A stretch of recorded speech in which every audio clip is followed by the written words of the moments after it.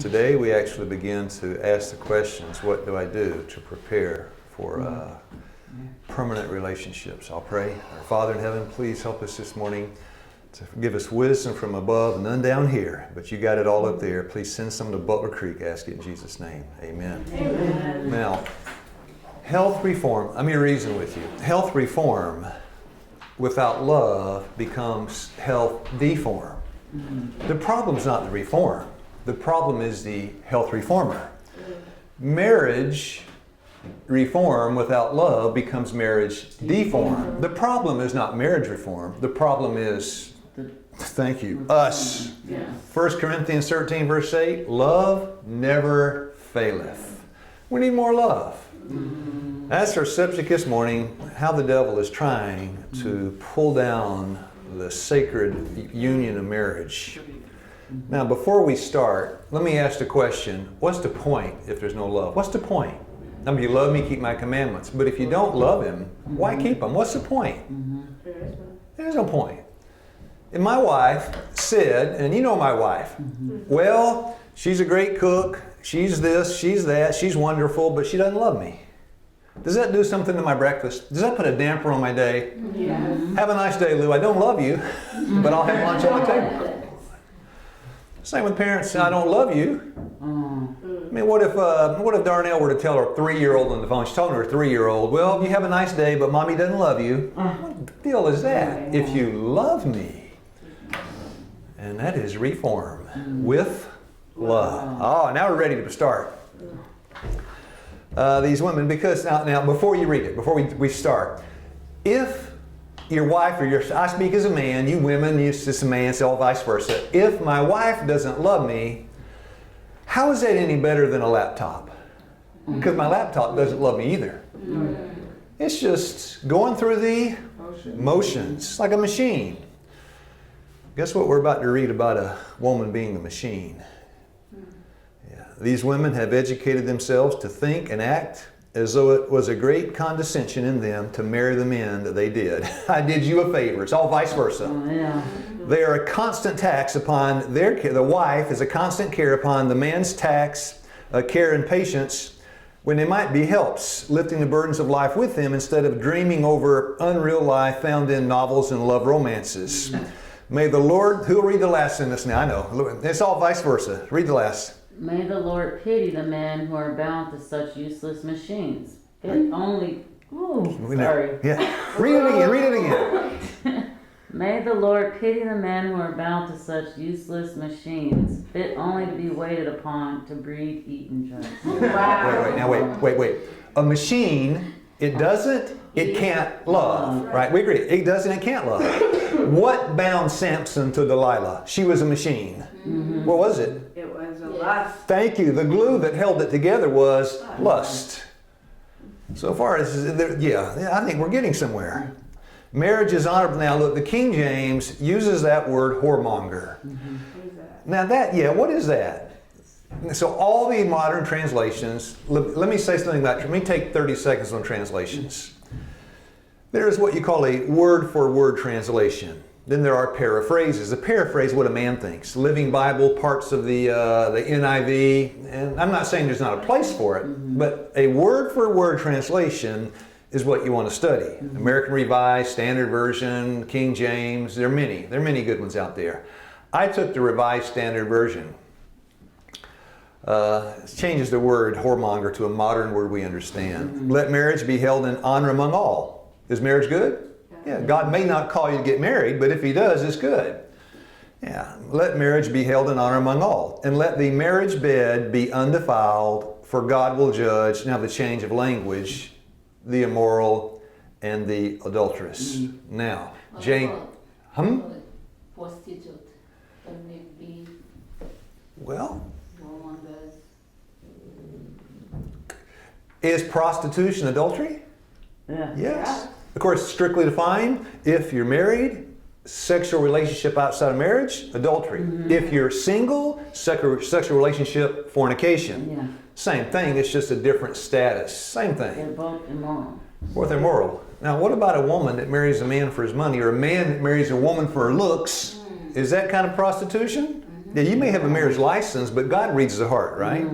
We're talking something real this morning. Now, James 2 verse 12, you are judged from the perfect law of liberty. Does the law set you free? Next question, the seventh commandment, thou shalt not commit adultery. Is that freedom for the man? Yeah. But without love, what kind of freedom is that? Now, the physical relationship, which is legal inside the marriage, must be preceded by love. Out of love grows what? Commitment, stability, permanence. But without love, you got a plant with no root. Right? Now, I forgot. One more question. As I look at this thing, it reminds me. The next question. Is that love for God or love for your spouse? Both. Which comes first? God. God. Your priority's right. Commitment to God first. No. By the way, the setting, Mount of Blessing, this is the setting of it, out of the Desire of Ages. You know, Jesus, the Beatitudes, Matthew 5. That's the setting. Who'd like to read? I know you're itching to read. You don't want me to hog it all. Go ahead. As the people sat upon the green hillside, awaiting the words of the divine teacher, their hearts were filled with thoughts of Future glory. Keep going. Christ disappointed the hope of worldly greatness. Yeah. The problem is often the Lord disappoints us in regards to our expectations in the marriage. How does He do it? By cutting away all these false ideas. That's what He did in Matthew 5. He cut away the false ideas. Now, next question. When the Lord spoke to those people in Matthew 3, 4, 5, 6, 7, blessed are the poor in spirit, there's the kingdom of heaven. Blessed are the meek, for they shall inherit the earth. Blessed are they that mourn, the second one, Matthew 5, verse 4. Blessed are they that mourn, for they shall be comforted. Matthew 5, verse 6, blessed are the merciful, so they shall receive, blessed are the hunger and thirst after righteousness, they shall be filled. Blessed are the merciful. Was He giving them something better than they expected? Yes. Dear friends, He cuts away the false hopes in marriage to give us something even better. Same with relationships. Now, that is a picture of, anybody know? Concord. Now, principles never change, but the application does. How fast did the Concorde fly? Paris to New York, how many hours? It was 2 or 4. It was quick. I didn't say it was fast. But the Concorde's flying at greater than the speed of sound. I'm flying in the school zone, 30 miles an hour. Principle didn't change one lick, right? The principle is safety. Application changes, right? Cars, planes, skateboards, snowmobiles. Principle remains the same. Next question, is love a principle? Yes. No. Someone read the first sentence. Love is a precious gift which we receive from Jesus. Is there a counterfeit for love? Yes. What's it called? Love. Lust. Thank you. Now the next sentence. Pure and holy affections is not a feeling but a principle. Now it goes deeper than, help me. Skin deep. Thank you. But lust only goes what? Literally, it goes skin deep and that's all. Yeah. Thank you. Lust is a precious gift which we receive from Satan. Yeah, thank you. Oh. And He's got all you want. And what you interview, He'll give you more. Those who are actuated by true love are neither unreasonable nor blind. There is but little real, genuine, devoted, pure love. Now, there must be a shortage of love, evidenced by what? The divorce rate in America. This precious article is very rare. Passion is termed love.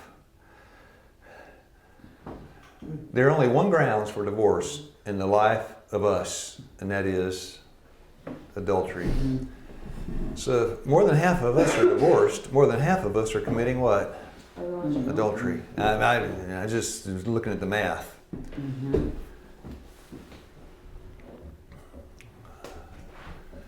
I had a friend tell me my daughter is engaged to a non-Christian, because she wants to marry him and see the world, travel the world. I thought, this lady's dreaming. Common sense overthrown by a diseased imagination. Yeah. I said the same thing about the Army. Go and join the Army and see the world. Sister Aisha, huh? Did you see the world? Parts of it. Quite a world, right? Quite a Yes. world. Dunk! And now, a subtitle of this thing this morning, hoodwinked. Yeah, hoodwinked, that means you've been deceived.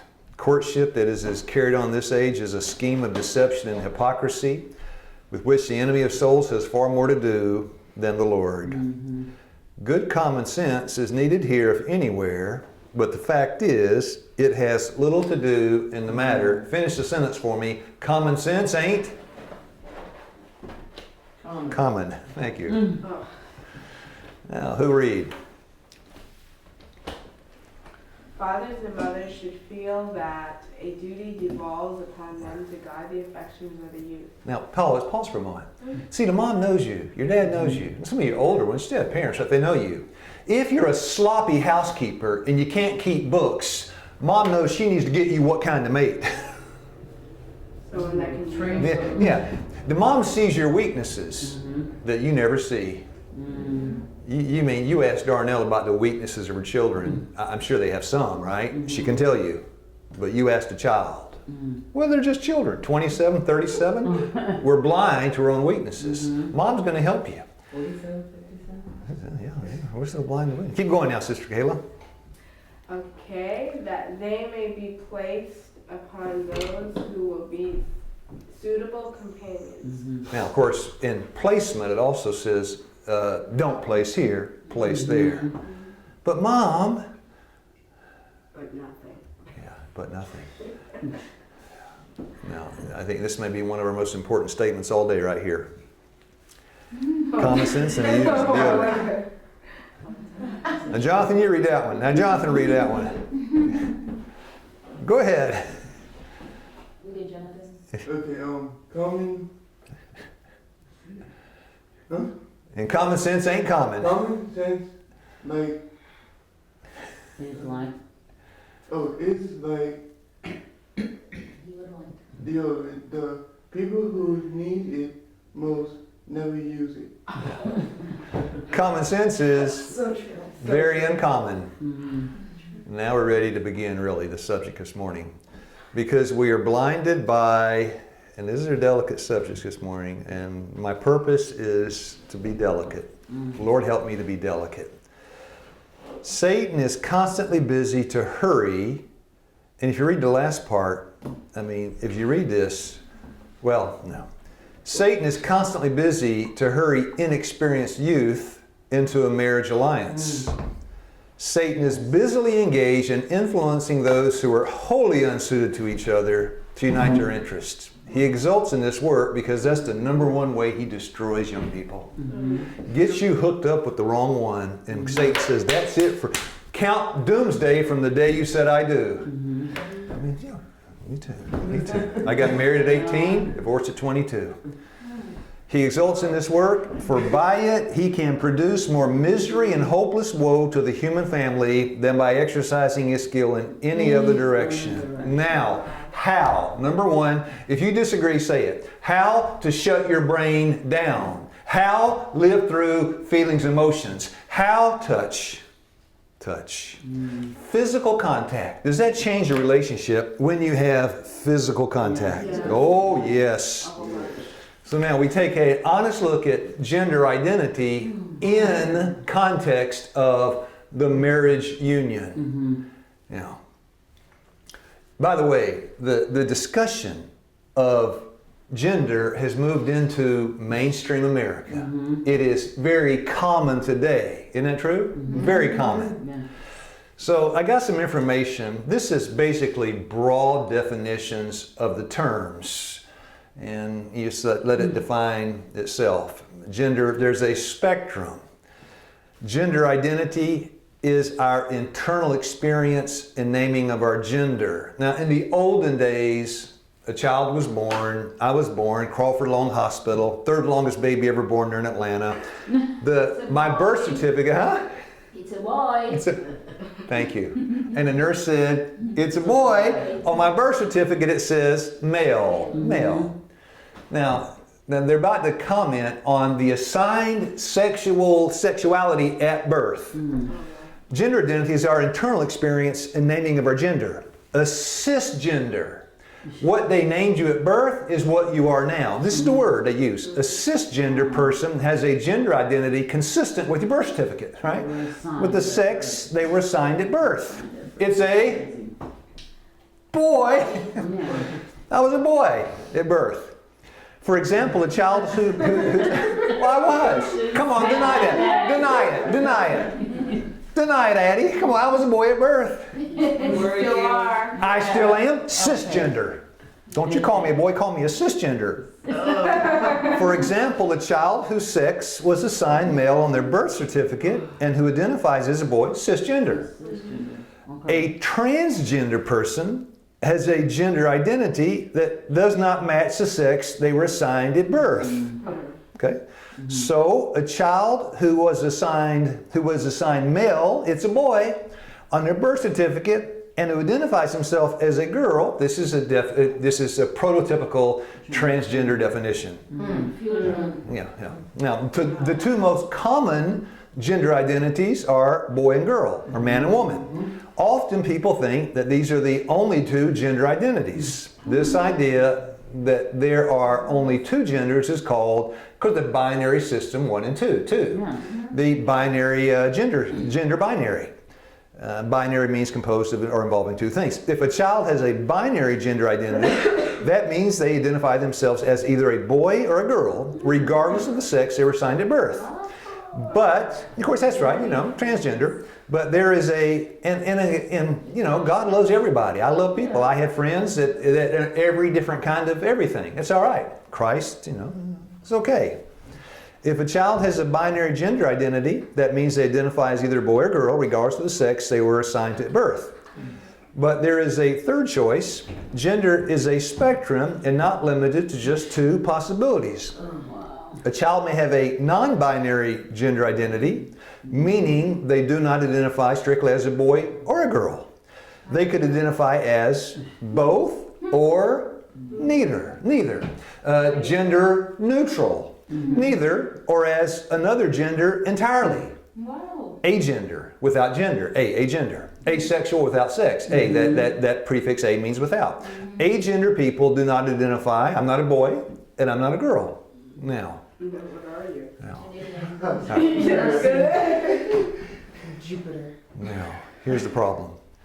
In massage class, how it relates to this place. In massage class, we separate according to gender. If there's no gender, there's no separation together. And that is a problem. And no massage. And no matter what you call yourself, when whatever this is, a man massages a woman, that shuts the brain down and opens the door to some thoughts of, Now, this was way back when there was a gender war. Lady reporters were demanding access to, that's Reggie Jackson, by the way, when I was back in baseball crazy, he was in Oakland and all that. I censored some things, is that okay? Don't want to get anybody upset. They were demanding entrance to the locker room. And this is a little quote. Brennan's advice on entering a locker room. Now, again, everything applied to Christian relationships this morning. Brennan's advice on entering a locker room. Be a little blind and a little deaf. Why do you say that? She recalls taunts like, make her look. Players were doing things that would get them arrested on the street corners, Brendan said. Now, I don't know exactly what that says, but I know what the Bible says. Luke 6:45, out of the abundance of the heart, the man speaks. Man's got how many hearts? One. Locker room talk's going to come out wherever you are. They call it locker room talk. Well, what you say in the locker room, you'll shout on the hilltop, because out of the abundance of the heart, the mouth speaks. Yeah. Husband's on a trip. he ought to be on a trip the same way he is at home. My wife says, I hope, of course. Don't want to see a Jekyll and Hyde husband when he goes to the convention and everything changes. Isn't that true? Yeah. Now, health evangelism. We apply some of this to health evangelism. I'm going a little fast because I got the clock there, and this morning it's a longer subject. On the left, you have a picture of a nice lady doctor. Isn't it nice? Women may do a noble work as practicing physicians, but when a man asks a woman to give them examination and treatments which demand the exposure of private parts, what should she do? Let her use decided to do this work. No way on planet Earth. Now, this goes in the face of the liberal thinking regarding gender, doesn't it? If you're going to go to medical school or nursing school and you're going to say, this is my policy, you won't go. There was great controversy about catheterization on a man, and it was, this is a real issue in the real world, right? Real issues, real world. So what do you do? So a man's got some. I had that pride, a hernia. It's the inguinal area. It's that. What do I do? I need some help. Go see a Male physician. okay, and a woman. She wants a pelvic exam. What does she do?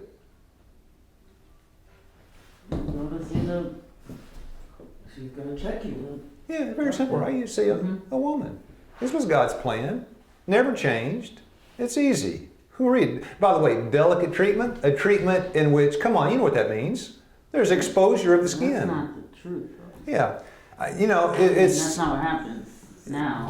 The reality and the ideal is as far as the night from the day. If you're going to take off a thumbnail, there's a fungus growing underneath. You can go see anybody for that, right? Yeah. I had a cut on my ankle. There was a lady physician. It's fine.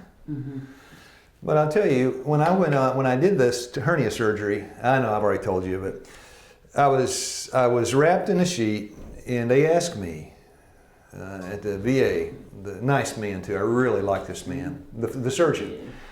They said, would you mind, because he is the chief of staff, he teaches, would you mind if he had an intern there demonstrating and teaching, do the operation? Of course, bring all you want to. And it happened to be a woman. And when I lay down there, they put a sheet from here up to there, so they don't let the patient see what the doctor's doing. I didn't want to. I was glad I was there. Then I got in there, started anesthesia, and with the team, it was probably half female, and the intern, which is a woman, and he pulled the whole sheet off me. I thought, but that's okay. What do you expect from the world? You expect worldly thinking. And I don't say that in a negative way. I mean, these are souls to win for God. They don't know. We do. That's the difference. We do. Who read? Delicate treatment should not be given by male physicians to women in our institutions. Never should a lady patient be alone with a gentleman physician, either for special examination or for treatment. Let the physicians be faithful in preserving delicacy and modesty under all circumstances. Those 6 ladies are physicians. We need more of those in our church, don't we? Now, when Darlene had a mole on her back, in the middle of her back, it was going to be removed by our surgeon. He was a man. Now, think, is that a delicate treatment? When a woman bares her back, is that a delicate treatment? Someone might say yes, some might say no. But never should a lady patient be alone with a gentleman physician. So Dr. Nelson, who I knew was a friend of mine, he said, Lou, I'm going to remove this mole off your wife's back. Why don't you come in and be with me while I do it? Did that change the dynamics? Yeah. So Dr. Nelson, the nurse, opened it up. I was sitting there and Dr. Nelson's talking to me. He's cutting on it. It just changed everything in the world. In emergency, can a man work on a woman in an emergency? Well, yeah, come on, you can let her die. Yeah. We're talking about, the ideal. You can't always have it, but we ought to strive for it, right? So here's what you do. The steps going toward courtship and marriage. Number 1, if a man or woman, you're praying for 20 minutes a day, what should you be doing now? Way more. That's it. Question, what are you praying about? Now you just made the thought, God may be leading me to get married. What are you praying about? Lord, am I ready? Thank you. Yeah, you're praying about that subject. Double your prayer life. And by the way, once you get married, it might be a good idea to keep it doubled, right? Yeah, double your prayer life. What's the subject? Finding a wife. But she's hard to find. That's why you need to pray. Proverbs 19:14, a prudent wife is from the Lord. He's the one that gives it to you. And you ask. So what are you saying? And these are the questions to ask. We're going to be studying. There's many, many questions. I'll give you a few as an example. Faithful and parental home. Are you able to manage your finances? Have you mastered practical skills? And we'll study the list of everything you ask. First, you ask God. Don't go to anybody on earth. Go to God. Lord, here are my questions. Green light, green light, green light, green light, green light, green light, green light. Hit a red light, of course, don't go. Everything's green. Next step, what? Oh, you gotta. Step 2. I throw this in before step 2. Prevention with breast cancer is better than cure. Prevention with divorce is better than, because there is no cure for divorce. Most lifestyle disease could be eradicated by prevention. Most divorce could be eradicated by prevention. So here's a woman, and I know many, you have too, I'm sure, or man, that got married, and she found out the man she thought she was marrying is not the man that he was. And she got a little letter from the Lord. What did it say? We'll read. Her marriage was a deception of the devil, yet now she should make the best of it. Make the best of it. Make the best of it. That's it. When you said I do, you cannot say I don't, unless grounds of adultery. What a way to go out, huh? What a way to go out.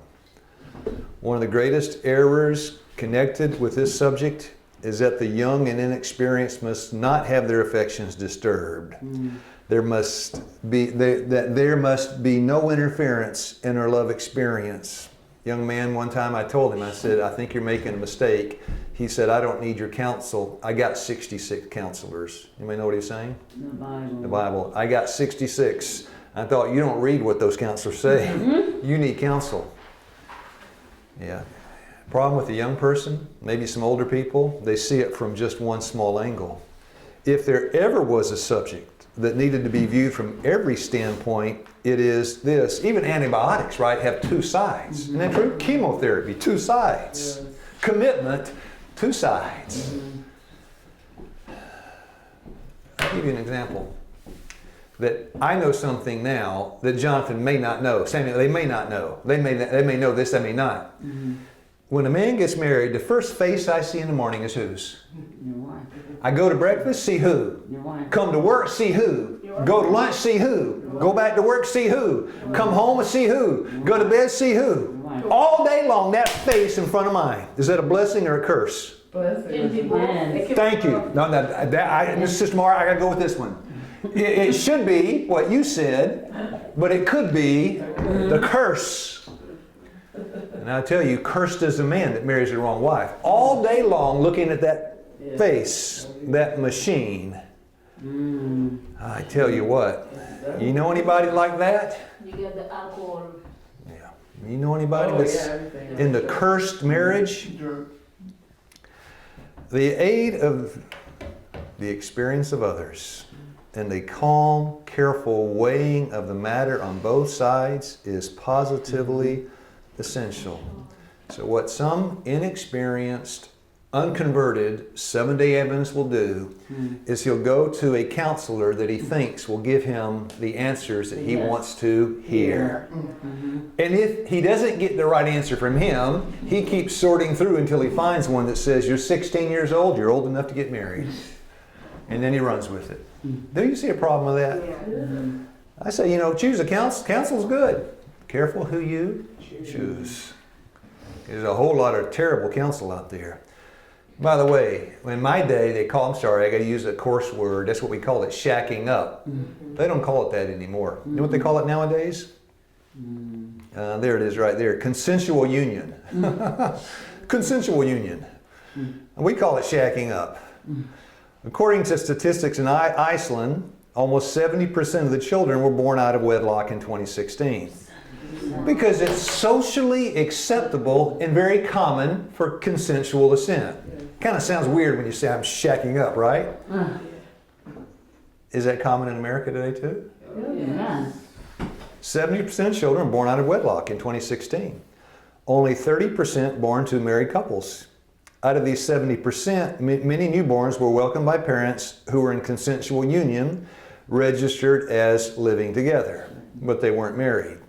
Now this is a couple in the article. This is an article in ICE consensual marriage, consensual cohabitation in Iceland, and this was the couple that it used. I took this off the thing this morning.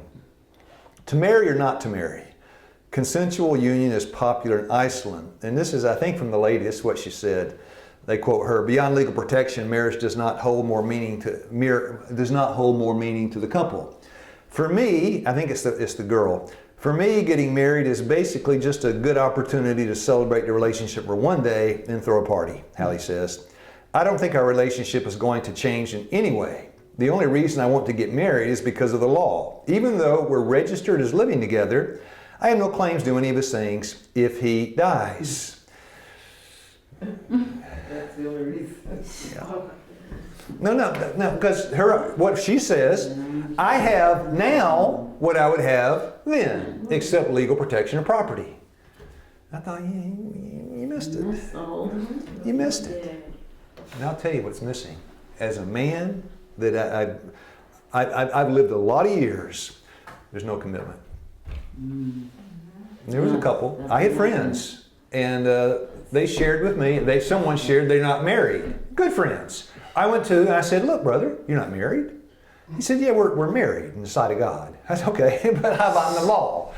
In the law, the United States government law, are you married?" He said, "Well, no. The sight of God." Ladies, here's the problem with that. That man, I told him, you get up tomorrow and you leave that woman, what's the state going to say? Government. Nothing. You're fine with that. No commitment. Why not get married? Well, Because then you're held to it. I call it disposable relationship. that's what it is. I mean, it's just, where's the commitment? I tell you, when I married Darlene, I had no commitment. I didn't. When I became a Seventh-day Adventist, I'm not trying to boast or anything, it's just when I became a Seventh-day Adventist and I started reading these things, I thought, when Darlene and I got married, we did all lip service. We were as worldly as the day is long. I got to what Pastor Atwood, now you know Pastor Atwood. I walked up to Pastor Atwood and I said, "I need to get married the right way." He said, "Okay." I said, "Would you marry us Friday night?" He said, "Sure." And I was the first person he ever baptized, and my brother was the first one he ever married. Steve, my brother, Pastor Atwood, did the marriage ceremony. I was the second that wasn't a real one. And so Friday night, he called us, walked up to the church, gave us our vows, and this time I said, "I do," and I meant it. I had a commitment. It's good to have that, right? You're living together, there's no legal commitment. And by the way, if you're living with a man and he dies, ladies, you get nothing. There may be 1 or 2 or 3 states that have some things about common law marriage, but commonly it's not. Yeah, there's no commitment. So what did they decide to do up there in New Hampshire? The problem was, before you read it, the problem was that all these children were being born and from preteens and teens. This is the answer. The problem? Preteen pregnancy. The answer from the state? All right, State Representative David Bates, right? He was against the bill. This is the bill, the comment on it. Go ahead, Mrs. Marie. If we pass this bill, we will be ensuring forever that every child born to a minor is born out of wedlock. And that's what he's saying. These people 17, 16, 15, 14, 13 are having babies left and right. With this kind of bill, nobody's born with a mother and father. Now, he could see the problem.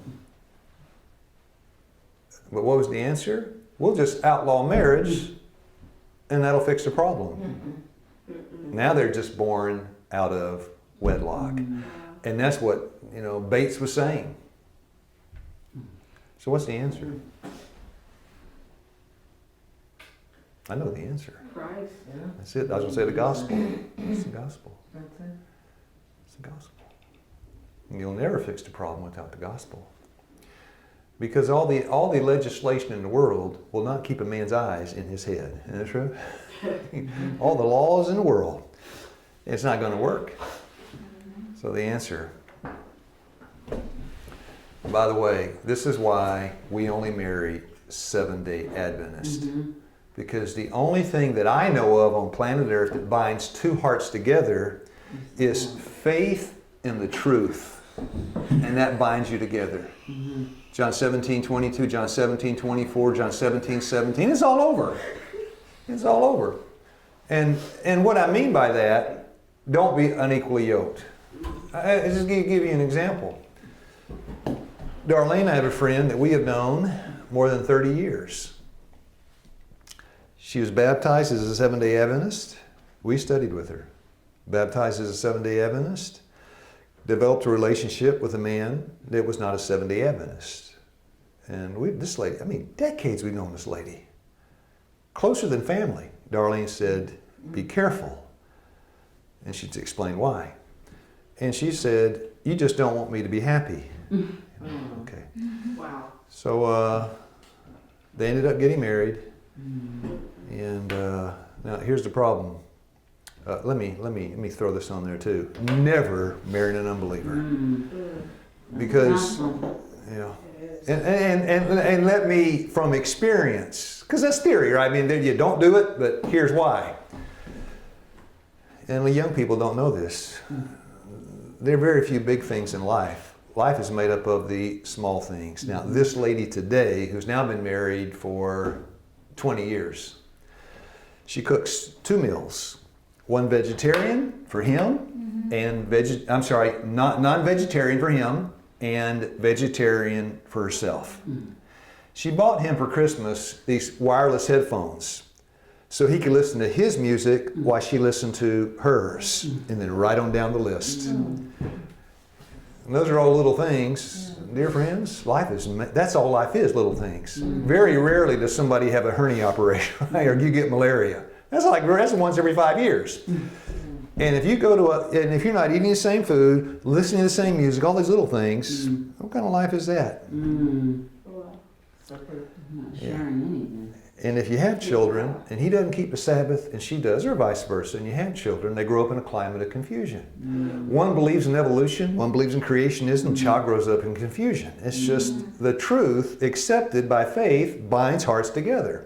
So Darlene and I, we disagree on a lot of things. She wants to paint it red, I want to paint it green. She likes wheat, I like oats. She likes no. But everything that's important, we are absolutely heart to heart. 7-day Sabbath, state of the dead,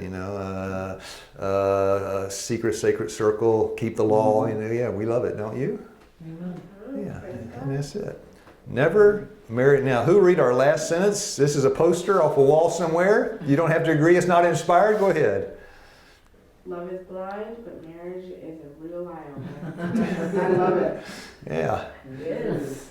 Because you get to know people after marriage like you never got to know them before, and like you never will in a shack job. You never will.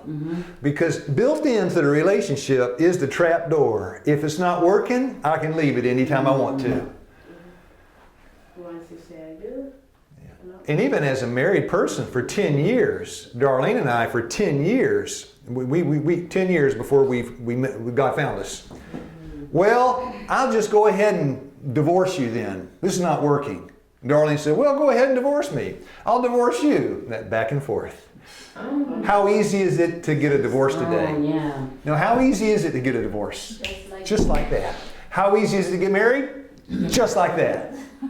Yeah, Vegas is the place, right? Where our dear friend is from, Reno. You can get married in how many days? 1. Divorce in how many days? Half. It's very fast. It's a revolving door. Come on, I didn't want that. I wanted a wife that would stick with me. Now, beat up, the old geezer, can't do what he used to do, look like death warmed over. I want a woman that says, Lou, I still love you. I've got one. No, I have one.